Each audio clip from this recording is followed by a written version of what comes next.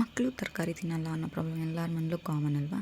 ಹಾಗಾಗಿ ಇವತ್ತು ನಾರ್ಮಲ್ ಎಣ್ಣೆ ರೊಟ್ಟಿ ಅಥವಾ ಖಾರದ ರೊಟ್ಟಿ, ತಾಳಿಪಟ್ಟು ಏನು ಅಂತೀವಿ ಅದನ್ನು ಮಾಡಿರ್ತೀವಿ. ಇದನ್ನು ಒಂದ್ಸಲ ಮಾಡಿ ಟ್ರೈ ಮಾಡಿ.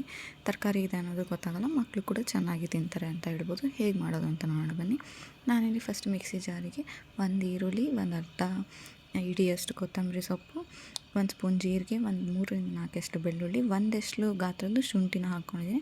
ಹಾಗೆ ಸ್ವಲ್ಪ ಉಪ್ಪನ್ನು ಹಾಕ್ಕೊಂಡಿದ್ದೀನಿ. ಕರಿಬೇವಿನ ಸೊಪ್ಪು ಒಂದು 7-8 ಹಾಕ್ಕೊಂಡು, ಒಂದು ಖಾರಕ್ಕೆ ಒಂದು 5-6 ಹಸಿಮೆಣಸನ್ನು ಹಾಕ್ಕೊಂಡು ತರ್ತರಿಯಾಗಿ ನೀರನ್ನು ಹಾಕಿ ರುಬ್ಕೊಂಡಿದ್ದೀನಿ. ಈಗ ರುಬ್ಕೊಂಡಿರೋ ಆ ಗಟ್ಟಿ ಪೇಸ್ಟನ್ನು ನಾನು ಒಂದು ಬೋಸಿಗೆ ಶಿಫ್ಟ್ನ ಮಾಡ್ಕೊತಾ ಇದ್ದೀನಿ. ಈಗ ನಾನು ಏನೆಲ್ಲ ತರಕಾರಿನ ತೊಗೋತಾ ಇದ್ದೀನಿ ಅಂತ ಹೇಳ್ತೀನಿ. ಫಸ್ಟು 1 ಹಿಡಿ ಕಾಯಿ ತುರಿ, 1 ಹಿಡಿ ಸೌತೆಕಾಯಿ ತುರಿದಿರೋದು, 1 ಹಿಡಿ ಕ್ಯಾರೆಟ್ ತುರಿದಿರೋದು, ಹಾಗೆ 1 ಹಿಡಿ ಮೂಲಂಗಿ ತುರಿದಿರೋದು, ಹಾಗೆ ನಾನಿಲ್ಲಿ ಸೊಪ್ಪು, ಮೆಂತ್ಯ ಸೊಪ್ಪು ಮತ್ತು ಸಬ್ಬಸಿಗೆ ಸೊಪ್ಪನ್ನು ಹಾಕ್ಕೊಂಡಿದ್ದೀನಿ. ಕೊತ್ತಂಬರಿ ಕರಿಬೇವು ಆಲ್ರೆಡಿ ಮಿಕ್ಸಿಗೆ ಹಾಕ್ಕೊಂಡಿರೋದ್ರಿಂದ ಅದನ್ನು ಹಾಕ್ಕೋತಿಲ್ಲ. ಉಪ್ಪನ್ನು ಕೂಡ ಮಿಕ್ಸಿಗೆ ಹಾಕ್ಕೊಂಡಿರೋದ್ರಿಂದ ನೋಡಿಬಿಟ್ಟು ಉಪ್ಪು ಬೇಕಾದರೆ ಹಾಕ್ಕೊಳ್ಳಿ. ಹಾಗೆ ಅಕ್ಕಿ ಹಿಟ್ಟು, ಬರೀ ನಾನು ಅಕ್ಕಿ ಹಿಟ್ಟು ಹಾಕ್ಕೊತಾ ಇದ್ದೀನಿ.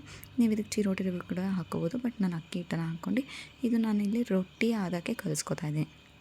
ತುಂಬ ತೆಳ್ಳಗೂ ಏನು ಬೇಡ. ಇದು ಸೌತೆಕಾಯಿ ಎಲ್ಲ ಹಾಕಿರೋದ್ರಿಂದ ಸ್ವಲ್ಪ ನೀರು ಬಿಟ್ಕೊಳ್ಳುತ್ತೆ, ಹಾಗಾಗಿ ನೋಡಿಬಿಟ್ಟು ನೀರನ್ನು ಆ್ಯಡ್ ಮಾಡ್ಕೊಳ್ಳಿ. ಈಗ ಇದನ್ನು ನೀಟಾಗಿ ಕಲಸಿದ್ದಾದಮೇಲೆ ನಾನಿಲ್ಲಿ ಪ್ರೆಸ್ಸಿಂಗ್ ಮನೇಲಿ ಪ್ರೆಸ್ ಮಾಡ್ತೀನಿ. ತಟ್ಟೋದು ಲಟ್ಸೋದು ಎಲ್ಲ ಮಾಡೋಕ್ಕೆ ಹೋಗಲ್ಲ, ಬೇಗ ಆಗುತ್ತೆ ಅನ್ನೋ ಕಾರಣಕ್ಕೆ.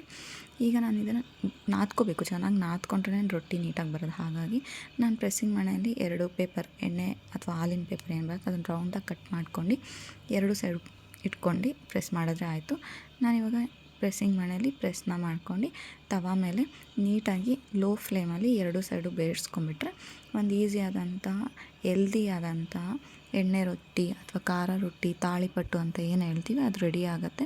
ಇದಕ್ಕೆ ನೀವು ಮತ್ತೆ ಸೈಡ್ ಡಿಶ್ ಮಾಡಬೇಕು ಅಂತಿಲ್ಲ. ಮೊಸರು, ಚಾಟ್ ಮಸಾಲ ಹಾಕ್ಕೊಂಡು ತಿನ್ಬೋದು, ಇಲ್ಲ ಉಪ್ಪಿನಕಾಯಿ ಹಾಕ್ಕೊಂಡು ತಿನ್ಬೋದು.